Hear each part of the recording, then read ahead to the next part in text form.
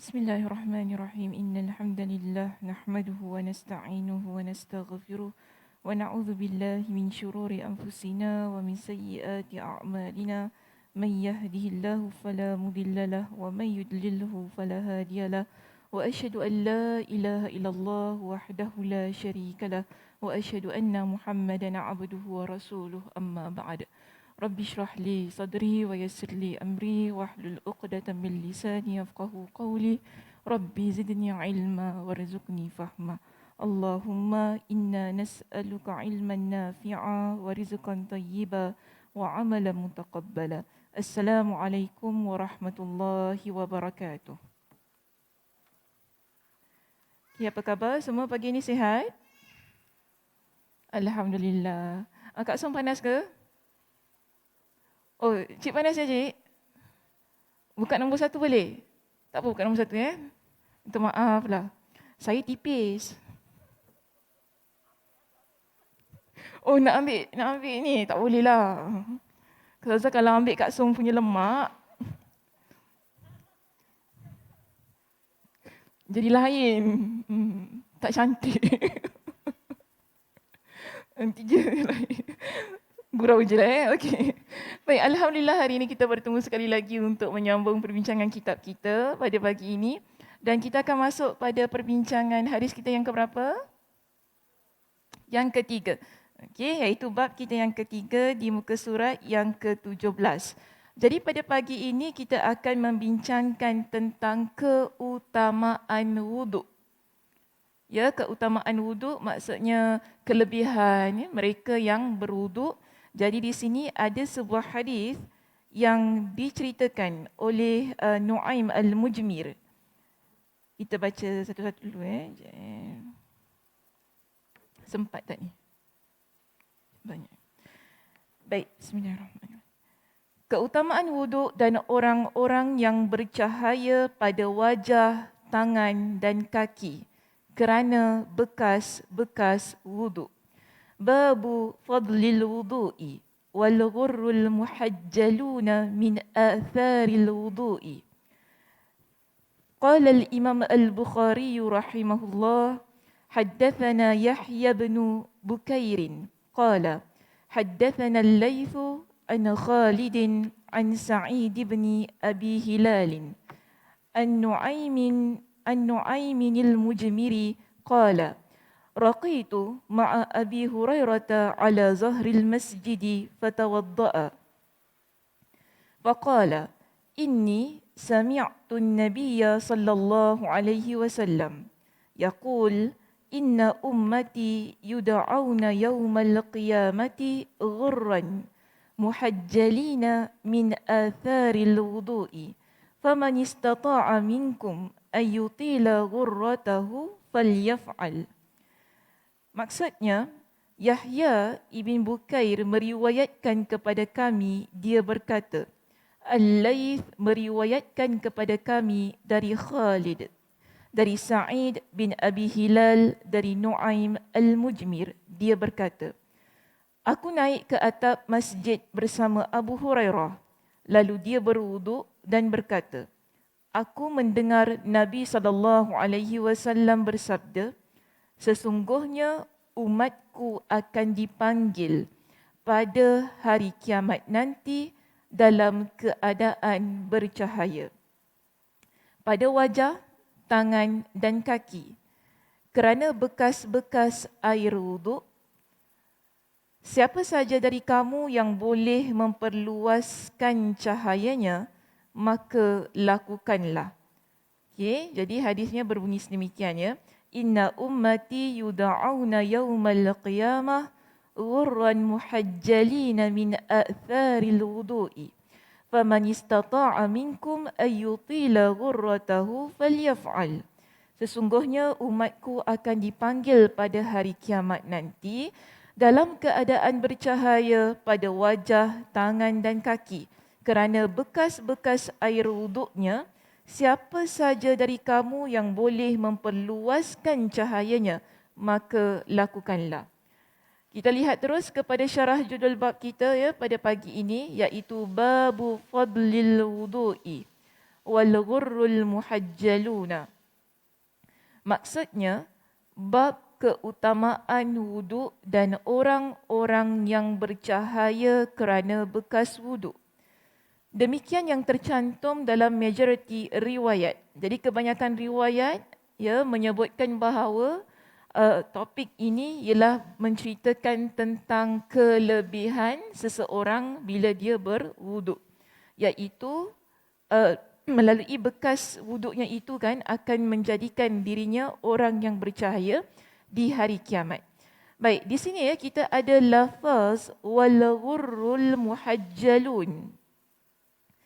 Lafaz ini dibaca dengan marfu' dalam redaksi hikayatnya, seperti yang disebutkan dalam sebahagian jalur hadis. Maknanya, perkataan ataupun lafaz yang terdapat pada topik kita ini ada juga hadisnya. Okey, ada hadisnya, iaitu bagaimana bunyi hadisnya? Antumul ghurrul muhajjalun. Kalian adalah orang-orang yang bercahaya. Hadisnya riwayat Imam Muslim. Jadi di sini Imam Al-Bukhari dia letakkan juga di samping terdapat hadisnya, dia letakkan juga menjadi topik kepada bab yang ketiga.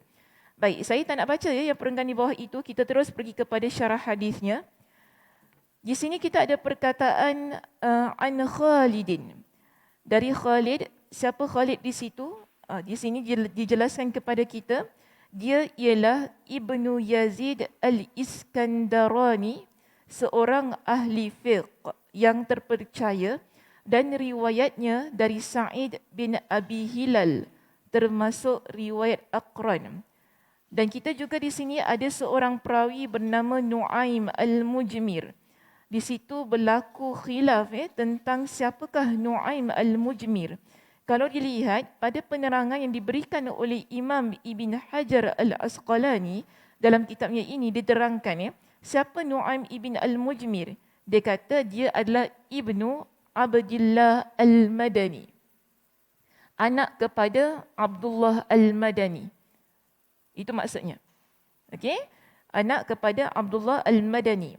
Dia kata Nu'aim Al-Mujmir dan ayahnya disebut sebagai Al-Madani. Al-Madani ni biasanya bila kita kata ataupun kita letak kita sandarkan nama istilah Al-Madani ni pada seseorang, kita lihat dia sebagai seorang penduduk Madinah lah, begitu. Jadi dijelaskan kenapa nama Al-Madani ni disandarkan kepada dia dan ayahnya. Dia kata kerana mereka pernah bertugas mengasapi Masjid Nabawi dengan wewangian. Okey. Jadi dijelaskan bahawa ada kerja dia, mereka berdua ni, anak dan ayah ini kan, iaitu dia bekerja asapkan masjid dengan wewangian lah, wangi-wangian begitu kan, di Masjid Nabawi. Dan sebahagian ulama mengklaim, maksudnya mereka mendakwa bahawa Abdullah disebut demikian kerana memang berasal dari Madinah, bukan kerana pekerjaan dia. Jadi ada sebahagian ulama hadis yang mengatakan memang dia orang Madinah, bukan sebab kerana pekerjaan dia di Masjid Nabawi itu. Okey, so ini kita kata perbezaan pendapat lah di kalangan para ulama berkenaan dengan biodata Nu'aim Al-Mujmir dan ayahnya. Sementara anaknya disebut demikian secara majazi kerana ikut kepada ayahnya lah, begitu. Namun pendapat ini dikata perlu dikoreksi. Ibrahim Al-Harbi menegaskan bahawa Nu'aim memang pernah menjalankan tugas itu di Masjid Nabawi. Okey, jadi ada yang kata memang Nu'aim ni dia kerja sebagai orang yang mengasapkan Masjid Nabawi dengan wewangian tadi. Jadi tak salah kalau nak disandarkan nama Al-Madani itu tadi kepada dia. Kerana dia ada dua kemungkinan di sini. Satu kemungkinan memang dia penduduk asal Madinah. Kedua memang kerana pekerjaannya.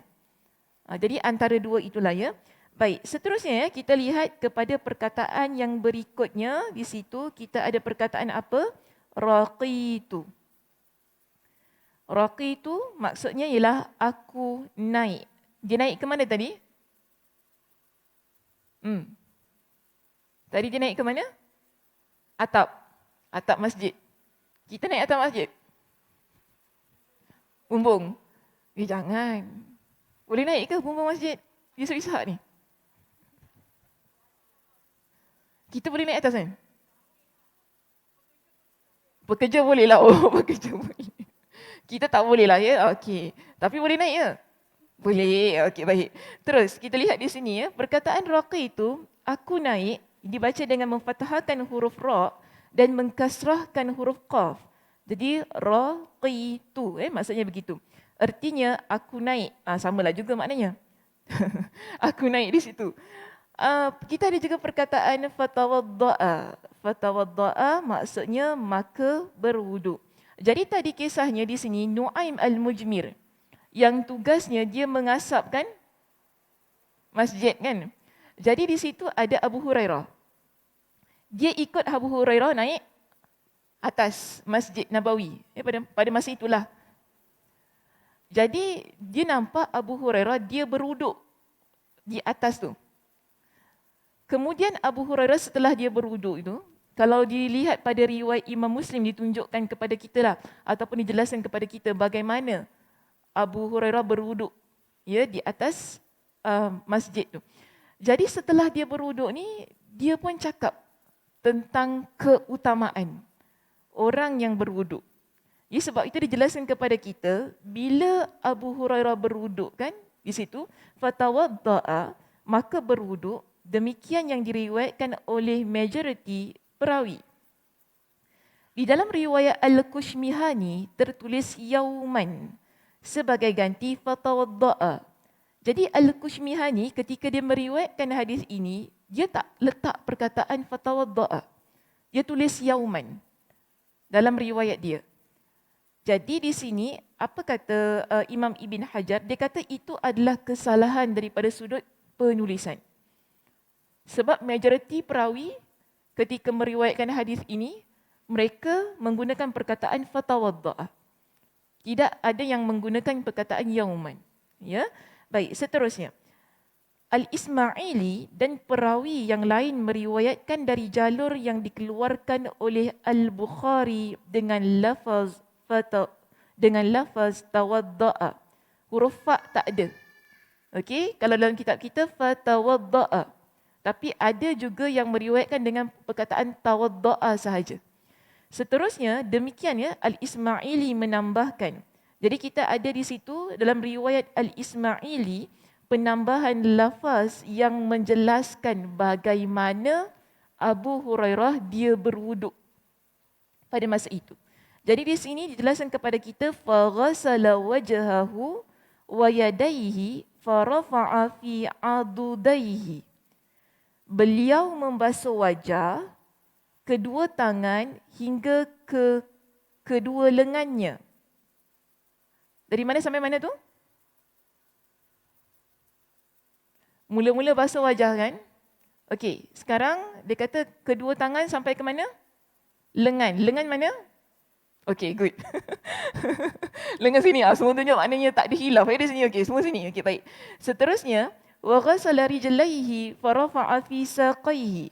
Lalu beliau membasuh kedua kaki sampai kedua betisnya. Tinggi sikit. Daripada buku lali, dia lebih kepada naik atas sikit sampai ke betis. Betis di mana? Betis yang gemuk? Allahu Akbar. Apa jawapan? Saya tanya betis mana? Betis yang gemuk, dia kata.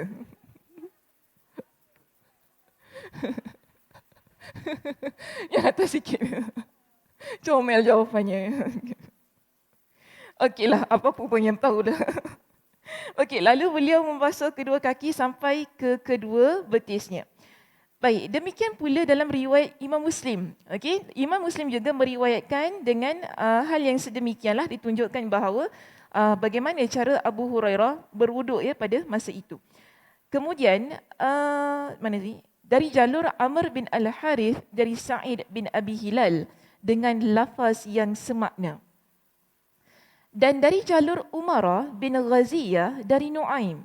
Dia bahkan menambahkan Abu Hurairah radhiyallahu an berkata, "Hakadha ra'aitu Rasulullah yatawadda." Jadi Abu Hurairah kata kepada Nuaim itu, macam nilah Nabi berwuduk. Dia kata gitu kepada Nuaim yang melihat cara dia berwuduk tadi. Jadi kata, demikianlah aku melihat Rasulullah sallallahu alaihi wasallam berwuduk. Ini menegaskan hadis tersebut diriwayatkan secara marfu'. Kenapa dia kata secara marfu'? Sebab sampai kepada Nabi. Dia nampak Nabi SAW lakukan.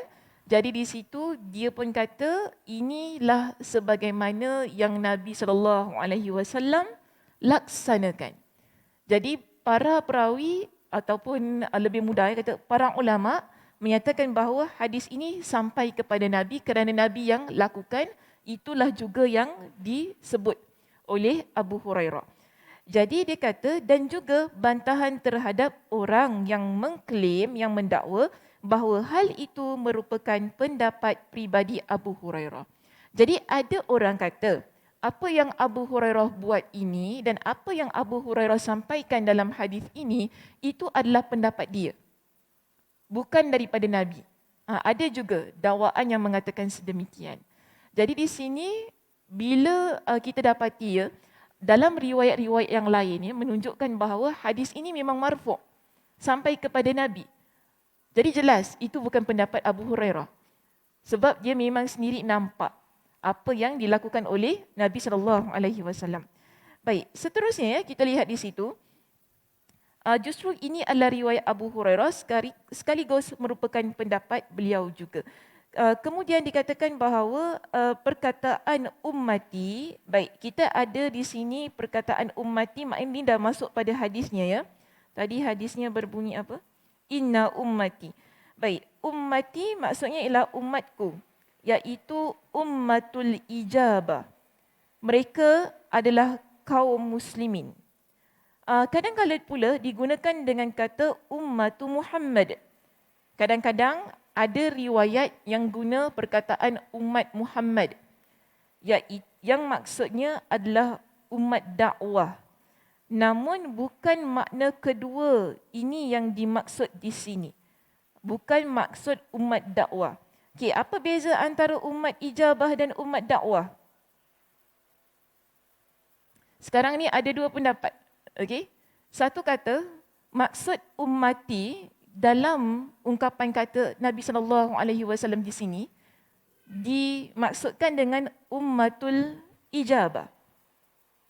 Tapi ada juga pendapat yang mengatakan maksudnya ialah umat dakwah. Dan dalam perbincangan ini dikatakan bahawa makna bukan makna yang kedua. Maknanya bukan makna umat dakwah.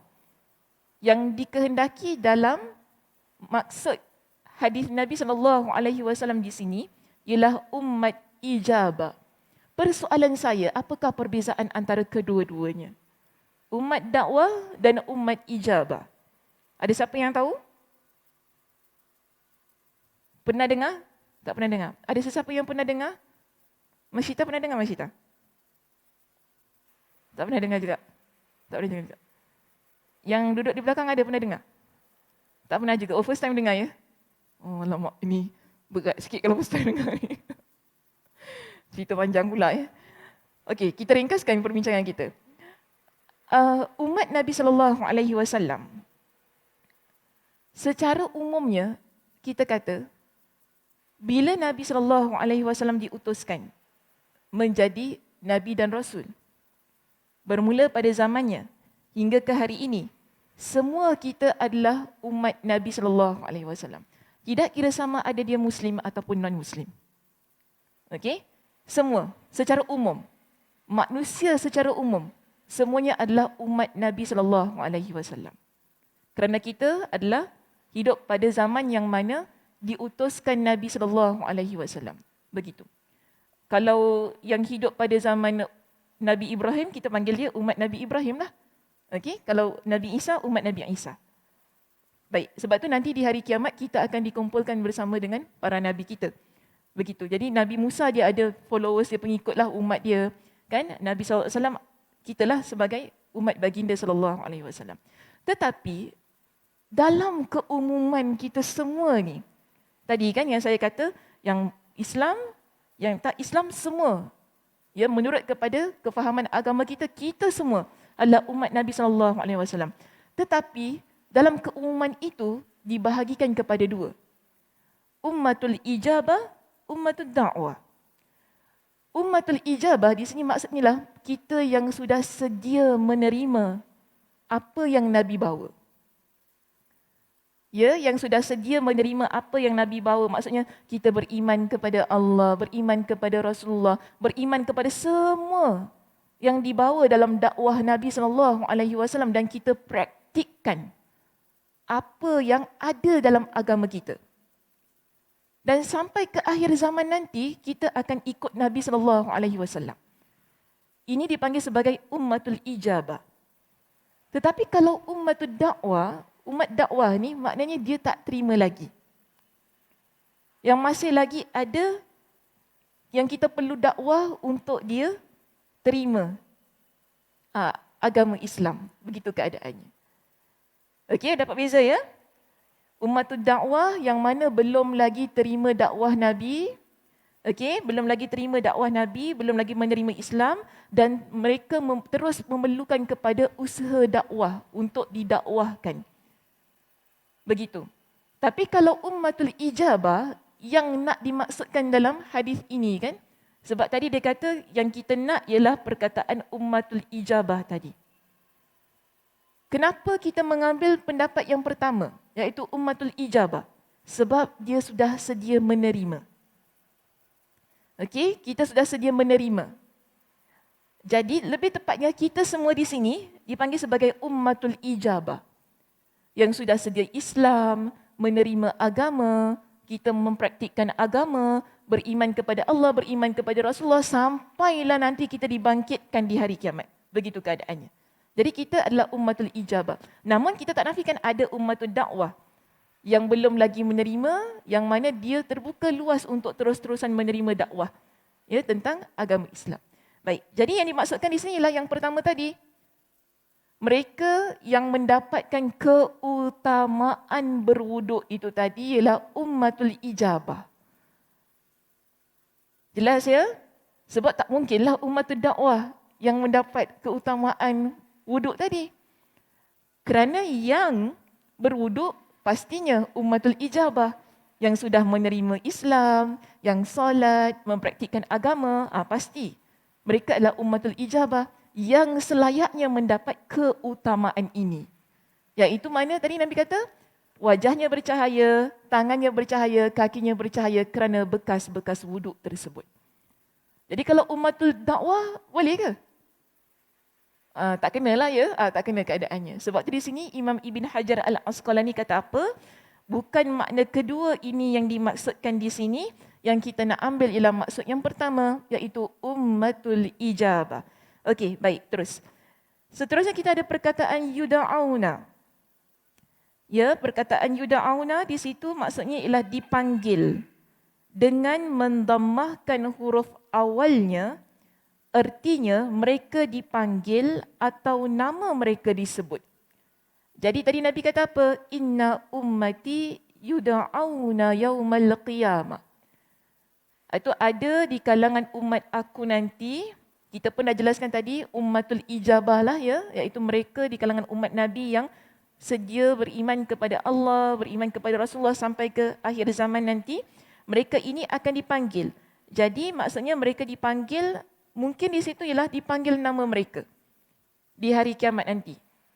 Kemudian kerana apa? Di situ perkataan ghurran. Okey, kita ada perkataan ghurran dalam keadaan bercahaya pada wajahnya. Di sini kita ada dua perkataannya. Satu disebut dengan ghurran muhajjalin. Okey, saya dah tulis ya di whiteboard di sini.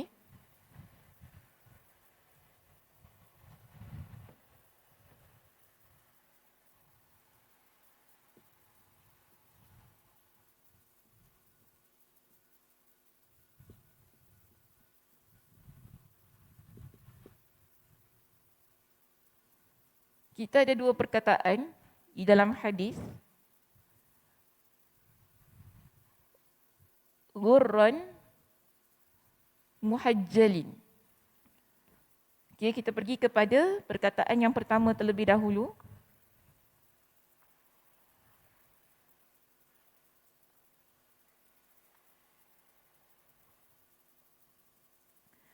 Ghurran muhajjalin di sini dalam keadaan yang bercahaya pada wajah. Jelas kepada kita, untuk perkataan ghurran maksudnya cahaya wajah.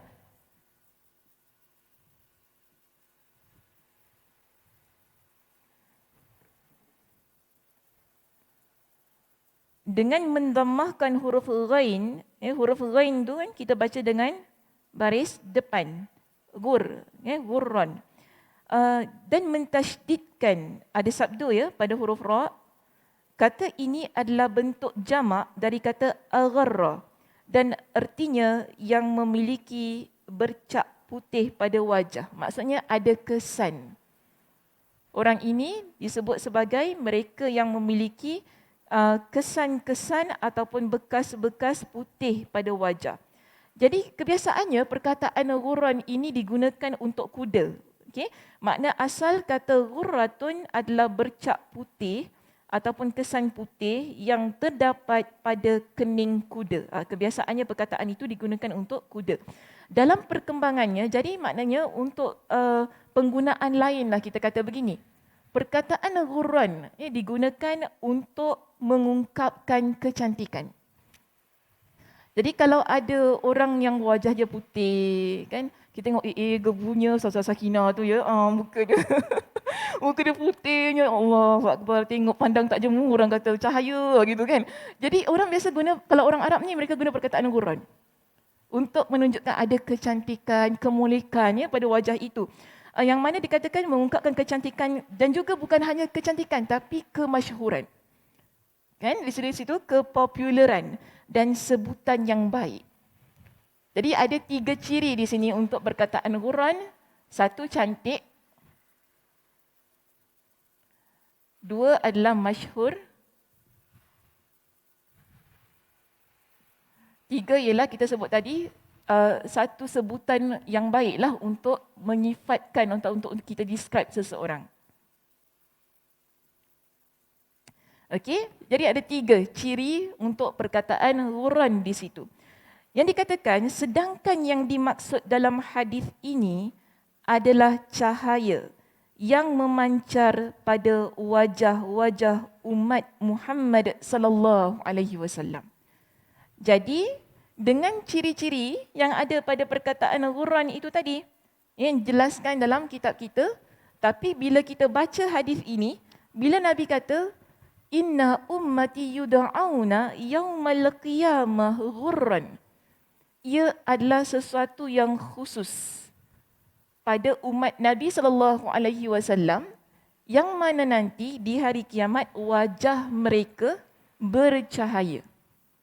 Kerana bekas air wuduk yang mereka ambil ketika di dunia.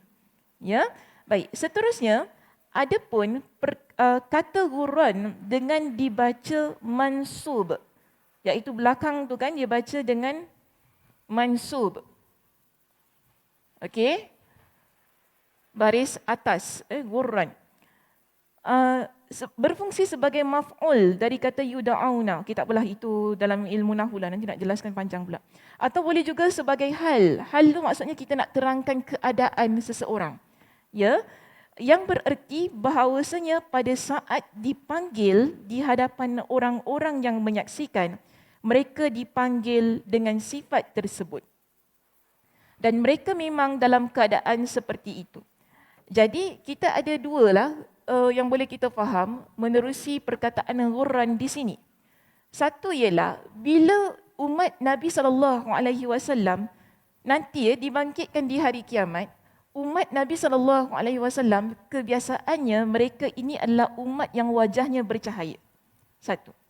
Kedua, yang kita fahami juga daripada perkataan ghurran itu tadi ialah mereka akan dipanggil dalam keadaan yang mana wajah mereka Bila dilihat oleh orang lain kan, dia panggil, ya Som, panggil Som panggil Som, oh Som jalan pun mungkin, oh cahaya, kita dah tahu dah. Boleh dapat bayangkan ya, keadaannya begitu. Dia bangkit tu, orang nampak tu, sebab tu dia kata orang yang menyaksikan. Ya, orang yang menyaksikan melihat dia dipanggil dalam keadaan bercahaya, kita dah tahu dah. Ni orang ni dia berwuduk. Itu maksudnya. Okey? Baik. Seterusnya di sini kita ada perkataan muhajjalin. Sebab tu tadi saya bagikan dua ya tadi. Perkataan muhajjalin di situ dalam keadaan bercahaya pada tangan dan kaki. Ini beza antara ghurran dengan muhajjalin. Kalau ghurran dia fokus pada wajah. Tapi kalau muhajjalin cahayanya pada tangan dan kaki.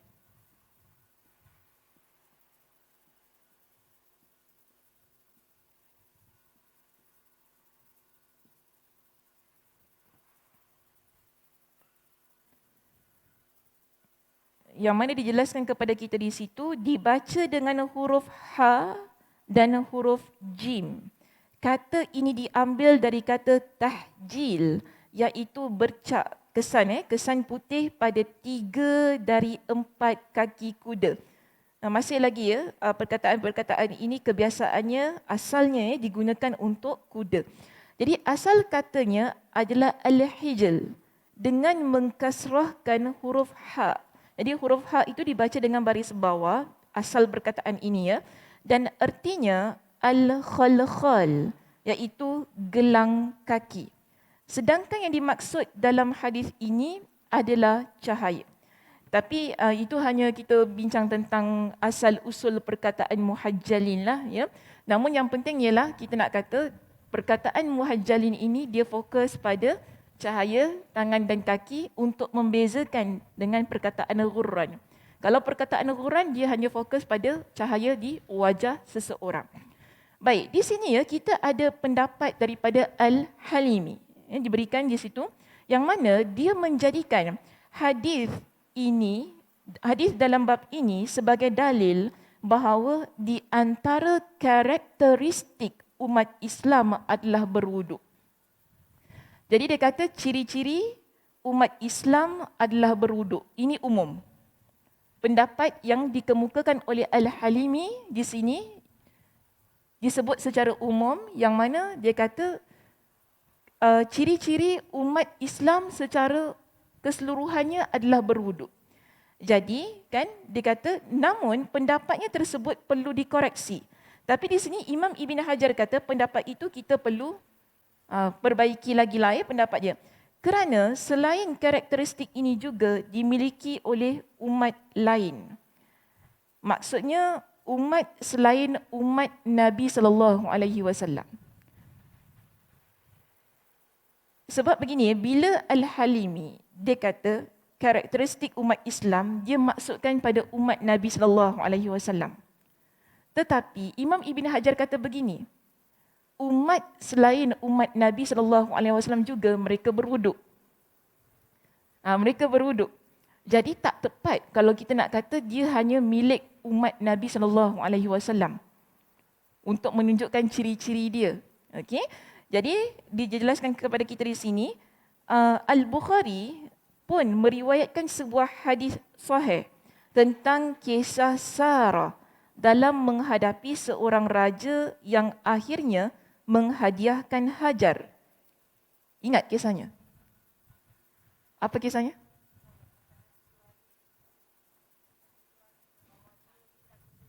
Nabi Ibrahim bawa dia ke satu negeri. Lepas tu, apa jadi? Dia kata apa? Dia mengaku dia saudara dia. Okey, lepas tu apa jadi? Sebab raja tu garang.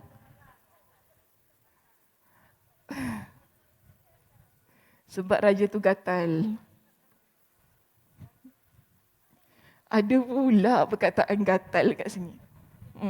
Oh, jadi raja gatal. Habis kalau raja gatal cakap dia adik kita pun dia nak juga apa?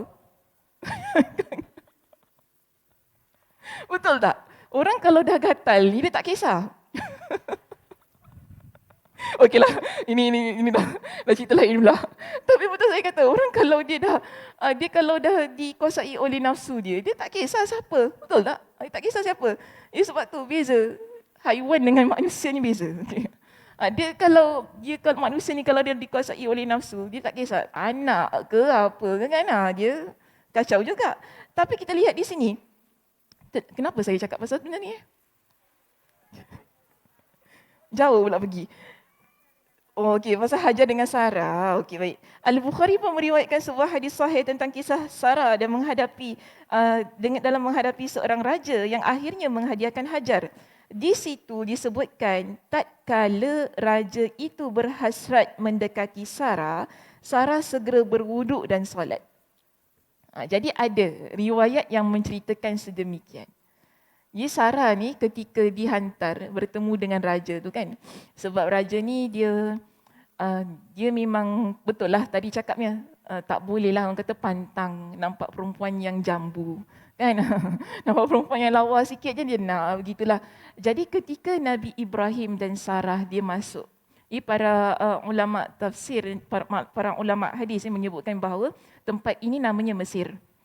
Jadi bila dia masuk sebuah negeri yang namanya Mesir itu, ada pengawal ni dia laporkan tentang seorang lelaki masuk tempat kita ni dengan seorang wanita yang cantik.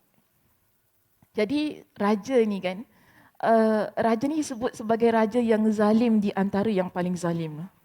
Disebut begitu, dikenali dengan gelaran yang sedemikian. Jadi bila raja ni dengar, dia kata, okey, panggil wanita ini kan.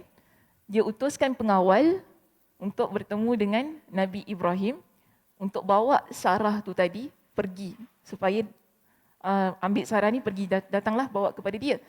Jadi ketika pengawal ni datang, mereka tanya kepada Nabi Ibrahim ni, siapa? Man hazi? Tanya, siapa wanita ni? Jadi Nabi Ibrahim kata, dia saudara perempuan saya. Dia gunakan perkataan itu. Kenapa Nabi Ibrahim guna perkataan itu?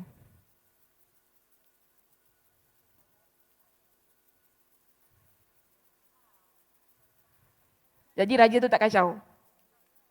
Ini semua fikir pasal raja kacau dia je. Macam mana? Ya. Oh, kalau dia mengaku dia isteri dia, nanti dia akan dibunuh. Sebab itu isteri dia. Kalau abang tak kena bunuh. Oh, kalau abang kena minta izin. Baik, pertama sekali kita lihat di sini. Bila Nabi Ibrahim kata, dia itu adalah saudara perempuan saya, kerana di tempat tersebut tidak ada orang Muslim melainkan mereka berdua. Yang kita tahu ialah kita Muslim ini adalah bersaudara. Betul tak? Seagama bersaudara. Jadi pertama sekali kenapa dia kata begitu? Ialah dia bukan berbohong ya. Nanti takut pula tiba-tiba timbul isu, oh Nabi Ibrahim seorang Nabi tapi dia berbohong. Bukan begitu maksudnya. Tetapi ialah di samping untuk menyelamatkan keadaan tadi. Namun apa yang disebutkan ada benarnya. Kerana Hajar dan mereka berdua adalah orang yang beriman kepada Allah di tempat itu. Tidak ada orang lain. Jadi mereka ni adalah bersaudara. Secara umumnya begitu. Dan Nabi Ibrahim setelah dia jawab soalan pengawal tadi kan, dia masuk, dia jumpa Sarah. Dia kata kepada Sarah, tadi orang tu datang, saya cakap dengan dia, aku cakap dengan dia, engkau adalah saudara perempuan aku. Nanti kalau mereka tanya, jangan cakap pula kamu isteri saya. Okey, la tukadzibini, dia kata. Kamu jangan mendustakanlah apa yang saya cakap tadi. Okey? Jadi pergi ke sana. Jadi dia pun pergi. Dia pergi. Bila dia pergi tu, memanglah jumpa dengan raja yang tadi apa Kak Som kata? Katal. Raja yang zalim tu. Ya, dia jumpa raja yang zalim tu. Masuk jumpa dengan raja itu, di sinilah dalam banyak riwayat menyebutkan bahawa raja ini memang dia berniat yang tidak baik terhadap Sarah. Maknanya dia nak bersama dengan Sarah lah ya, dengan bahasa lembut yang kita guna di sini ya. Dia nak bersama dengan Sarah. Tapi Sarah ni, ialah dia isteri kepada Nabi. Allah Subhanahu Wa Taala menjaga dia. Dalam riwayat Imam Al-Bukhari, bila saya rujuk, tidak menceritakan dengan lebih detail lah. Walaupun dia kata tadi Imam Al-Bukhari ada mendatangkan riwayat itu. Mungkin ada tapi saya tak jumpa ke bagaimana. Namun memang bila kita rujuk bahawa pada masa itu Sarah ketika raja ni nak sentuh dia, dia bangun, dia ambil wuduk dan dia solat. Secara jelasnya dalam riwayat Imam Ahmad. Ya, dalam riwayat Imam Ahmad menyatakan tentang dia bangun fatawadda'a fasalla. Dia bangun tu dalam keadaan yang mana dia berwuduk lalu dia solat. Dan dia doa kepada Allah. Dia kata apa kepada Allah? Allahumma in kunta ta'lamu anni amantu bik. Dalam solatnya dia doa kepada Allah. Ya Allah, sekiranya engkau memang tahu bahawasanya aku ini beriman kepada engkau. Ini dalam doa dia ini. Wa bi rasulik. Dan juga beriman kepada Rasulmu. Kemudian dia kata, wa ahsantu farji illa ala zawji. Dan aku dan aku mensucikan. Maknanya kalau dalam bahasa kita kata, aku hanya peruntukkan kemaluan aku untuk suami aku. Ini doa dia. Okey. Lalu dia kata apa? Fala tusallit 'alal kafir. Maka jangan biarkan si kafir ni, maksudnya si raja yang jahat ini menguasai aku. Jadi ini doa yang dipanjatkan Sarah ketika dia solat. Itulah yang berlaku kan, yang ceritanya yang tangan raja tu dia jadi bengkok ketika dia nak sentuh Sarah tu kan. Tangan dia jadi bengkok. Lepas tu raja ni kata kepada Sarah, doa kepada Tuhan engkau untuk pulihkan tangan aku seperti mana biasanya. Itu yang buat tangan raja tu jadi biasa bila Sarah berdoa kepada Allah Subhanahu Wa Taala. Dan hal tersebut berlaku sebanyak 3 kali sebab raja ni degil. Ya, kali pertama tangannya dah bengkok tadi kan. Nak pegang tu kan. Jadi Sarah doakan kepada Allah sebab atas permintaan raja ni. Kerana apa dia fikir gini? Dalam bilik ni hanya saya berdua saja dengan raja ni. Kalau raja ni mati, pengawal masuk, mereka akan kata saya bunuh dia. Betul tak? Akhirnya saya pula yang akan dihukum bunuh. Sebab tu dia doa kepada Allah, oh kalau kita biar padan muka dia. Padan muka dia, gatal sangat nak pegang-pegang orang lah. Padan tangan kau gitu. Kita lah kan, tapi kena fikir jauh di sini. Sarah ni fikir jauh. Sebab tu dia doa kepada Allah supaya pulihkan tangan raja tu tadi. Bila tangan raja tu pulih, dia ni degil, dia pegang lagi. Nak pegang lagi lah, belum pegang lagi. Nak pegang lagi. Bila dia nak pegang lagi, jadi balik. Dia minta lagi Sarah, doakan kepada Allah. Baik balik tangan dia. Dah tu kali kedua tu kali ketiga nak pegang lagi. Pegang juga. Tak jadi pegang juga. Tangan dia bengkok lagi. Bila kali ketiga ni, dia minta sekali lagi Sarah supaya doa kepada Allah. Terus dia kata apa? Kepada pengawal dia, kalian hantarkan kepada aku bukan manusia. Kalian hantarkan kepada aku bukan manusia. Kemudian dia bebaskan Sarah, balik jumpa suami dia, kan Nabi Ibrahim lah pada masa itu, dengan menghadiahkan Hajar. Sebab tu tadi kan dalam kitab kita ni dikata apa? Menghadapi seorang raja yang akhirnya menghadiahkan Hajar. Raja itu hadiahkan Hajar kepada Sarah lepas peristiwa itu. Namun yang penting di sini ya, disebutkan di situ dalam riwayat ini, dalam hadis ini, disebutkan bahawa tatkala raja itu berhasrat untuk mendekati Sarah, Sarah segera berwuduk dan solat. Kemudian Sarah baca doa tadi itu. Okey? Baik. Jadi bila kita baca riwayat yang menunjukkan bahawa Sarah dia berwuduk. Jadi adakah tepat untuk kita katakan bahawa wuduk itu hanyalah untuk menunjukkan ciri umat Nabi sallallahu alaihi wasallam? Sebab Sarah hidup pada zaman Nabi Ibrahim alaihi salam. Ya, bila kita lihat kepada riwayat ini menunjukkan bahawa umat selain daripada umat Nabi sallallahu alaihi wasallam juga mengamalkan ibadah wuduk itu tadi. Jadi pendapat Al-Halimi yang mengatakan bahawa Wuduk adalah karakteristik umat Nabi SAW. Ia adalah pendapat yang dikoreksi oleh Imam Ibn Hajar Al-Asqalani yang mana dia mendatangkan riwayat Sarah itu tadi. Yang menunjukkan kepada kita Sarah pada itu adalah umat Nabi Ibrahim. Tetapi dia juga mengamalkan amalan berwuduk pada masa tersebut. Ya, begitu juga di sini didatangkan kepada kita dengan sebuah kisah. Iaitu Al-Bukhari juga meriwayatkan kisah Juraij. Apa yang berlaku pada Juraij?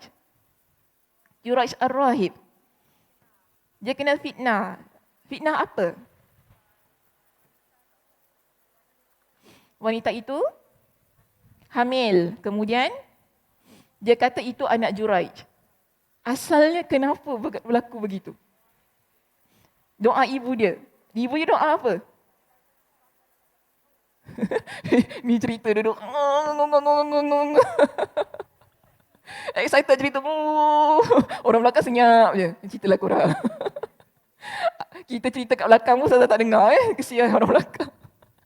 Okey, macam inilah. Nak bagi semua dengar biar saya yang cerita. Kisah Juraij ini ya, kita lihat. Juraij ini seorang ahli ibadah pada zamannya. Ya, jadi bila Juraij ini dia adalah seorang ahli ibadah pada zamannya. Juraij pada masa itu dia sedang beribadah. Jadi ibu dia datang. Ibu datang ke rumah dia, tempat dia beribadah itulah. Dan pada masa tu dia tak jawab. Dia tak jawab bila ibu dia panggil dia kan. Sebab dia dalam keadaan solat. Masa tu dia fikir, masa tengah solat tu dia kata dalam hati dia nak berhenti solat ataupun nak attend mak dia tu lah kan, mak yang datang. Tapi dia teruskan solat dia. Pada masa itu ibu dia agak sedikit marah. Ya, ibu dia marahlah sebab aku datang rumah ni tak buka pintu kan. Tak orang tak kita, kalau kita pun sama juga. Datang rumah anak kita. Ketuk-ketuk tak buka-buka, penat tangan aku ketuk-ketuk kan. Kalau rumah kau ada bel tak apa juga. Macam tu kan. Ketuk-ketuk tak buka. Sampai sakit tangan aku ni, kita dah mengamuk dah ke depan pintu kan.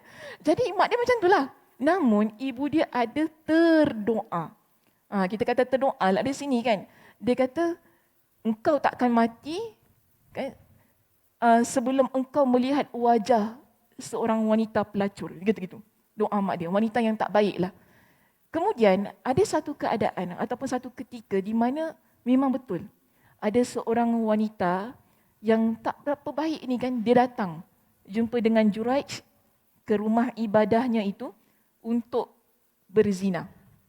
Dia ajak Juraij. Tapi Juraij ni Masya Allah Barakallah, seorang ahli ibadah ya, pada masa itu, dia tolaklah. Dia menolak apa yang dipelawa oleh wanita yang begini.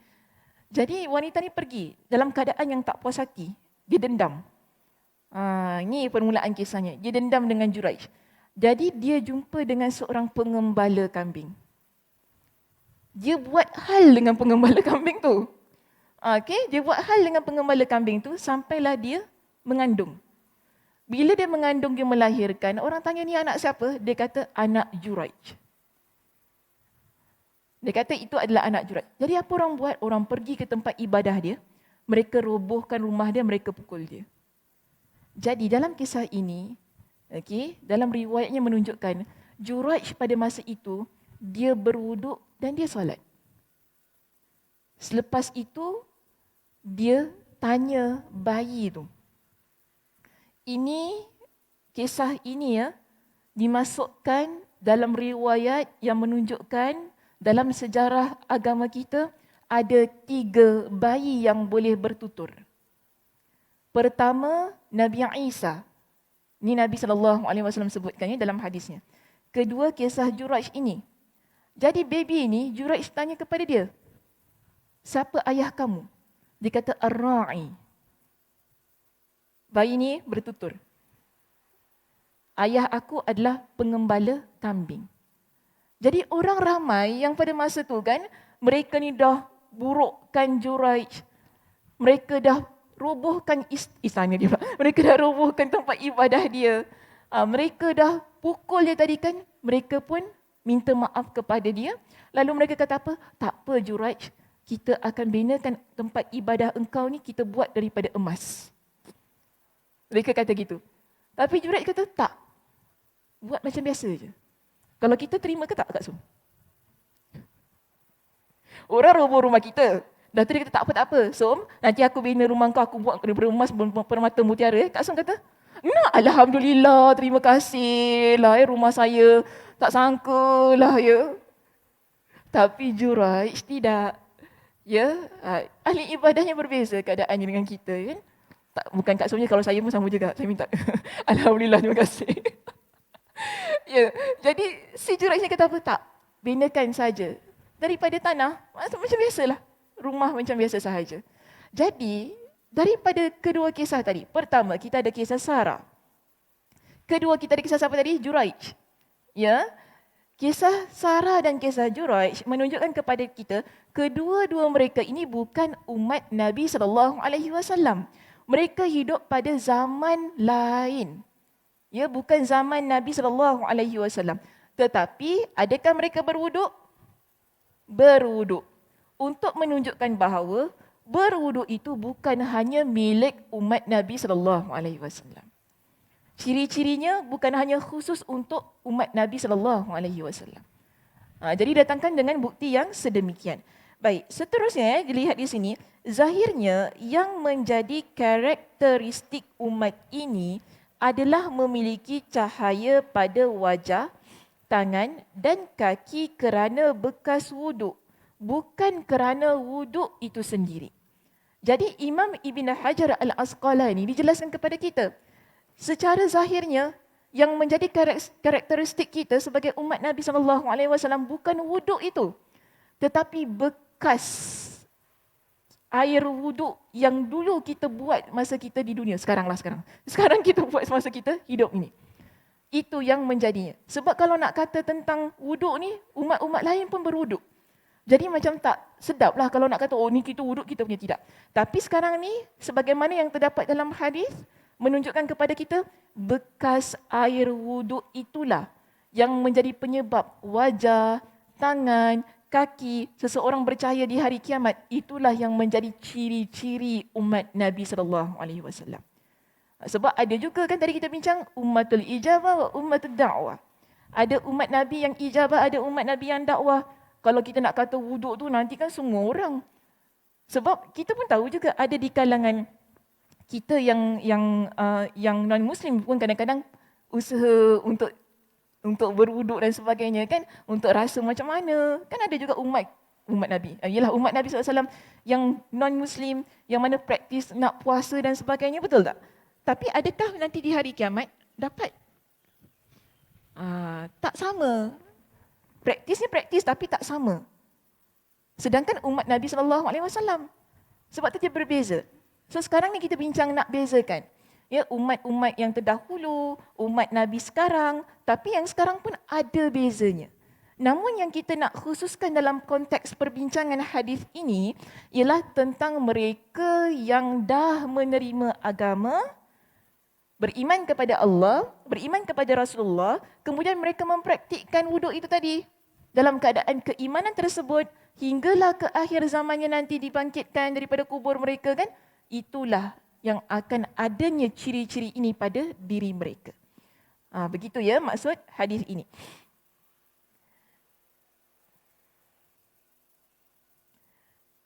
Dan perkara ini sebagaimana yang ditegaskan dalam riwayat Imam Muslim, iaitu dari Abu Hurairah, juga secara marfu', yang mana dia kata, Sima laysat li ahadin ghairikum. Ciri yang tidak dimiliki oleh seorang pun selain kalian. Itu maknanya bekas wuduk itu tadi. Ya, tidak ada yang dimiliki selain kalian. Dan dalam hadis Huzaifah juga disebutkan riwayat semisalnya, adapun makna kata sima sendiri dengan mengkasrahkan huruf sin dan mensukunkan huruf ya adalah bermaksud ciri. Karakteristik tadilah ciri-ciri yang ada pada umat Nabi SAW yang disebut sebagai cahaya pada anggota bekas air wuduk itu tadi. Dan pendapat Al-Halimi di atas, saya habiskan pendapat ini, nanti kita selesaikan. Pendapat Al-Halimi di atas tidak disanggah oleh telah disanggah oleh sebahagian ulama dengan hadis apa tu? Dengan hadis hadza wudu'i wa wudu'ul anbiya'i qabli. Ini adalah wudukku dan wuduk para nabi sebelumku. Jadi ada hadis, ya, ada hadis yang lain yang mana para ulama yang lain mereka menyanggah pendapat Al-Halimi di mana yang tadi kan awalnya dia kata wuduk adalah karakteristik umat Nabi SAW, tetapi di kalangan ulama yang menyanggah pendapat ini mereka mendatangkan hadis tersebut yang mana mengatakan hadza wudu'i wa wudu'ul anbiya'i qabli. Maksudnya ini adalah wudukku dan wuduk para nabi sebelumku. Tetapi hadis ini dhaif. Ya, hadis ini dhaif seperti yang sudah dijelaskan. Sehingga riwayat tersebut tidak boleh kita jadikan hujah kerana kelemahannya. Namun, ada kemungkinan lain iaitu wuduk termasuk karakteristik para nabi. Maknanya para nabi dan umat-umat yang lain, mereka memang, iaitu umat yang beriman kepada Allah, mereka memang ada mengamalkan wuduk itu tadi. Kerana para nabi mereka berwuduk. Okay? Tetapi keadaan tersebut bukanlah kita kata untuk umat mereka yang mana cahaya tadi. Kerana ia adalah kecuali untuk umat ini, iaitu umat Nabi SAW. Namun tanpa kita menafikan amalan wuduk itu memang sudah wujud pada umat-umat yang sebelumnya. Okey, wallahu a'lam bissawab. Itu saja perbincangan kita pada pagi ini.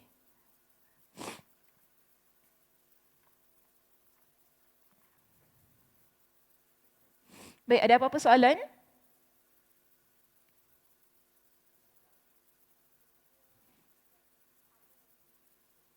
Apa dia?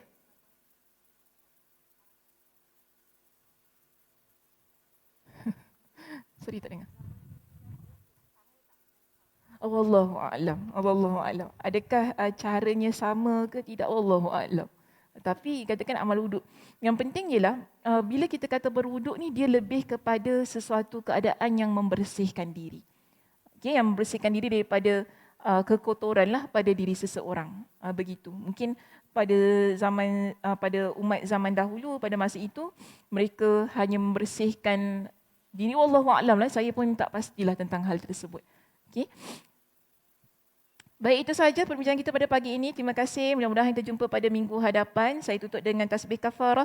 Subhanakallahumma wa bihamdika asyhadu an la ilaha illa anta astaghfiruka wa atubu ilaik. Assalamualaikum warahmatullahi wabarakatuh.